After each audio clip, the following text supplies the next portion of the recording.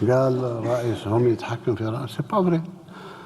أنا من خالط، وهذه بين قوسين، لما خالط الرئيس قيس ما شفت فيه إلا الخصائل صراحة. يعني إنسان مثقف أولا، قومي حتى النخاع، ما زال يأمن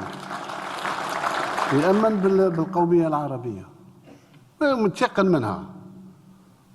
كذلك وطني، روح وطنية نتاعو عالية لدرجة ما تصورش.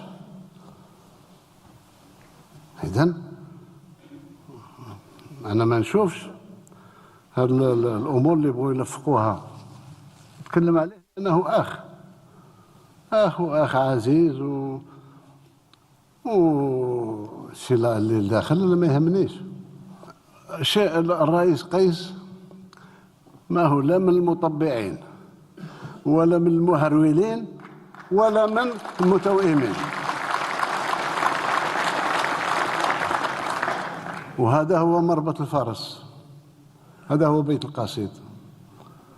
كيفاه ضعفها تونس ما طبعتش بالمقابل، وعلى الجزائر تفسد لنا في اللعبة. هذا هو. احنا واقفين مع الشعب التونسي الشقيق، ما نسوش الخير نتاعو ايام حرب التحرير تاعنا، وعانى الامرين هو كذلك من اجلنا. رانا هنا، واللي يمس تونس يمسنا. السلام عليكم ورحمة الله تعالى وبركاته.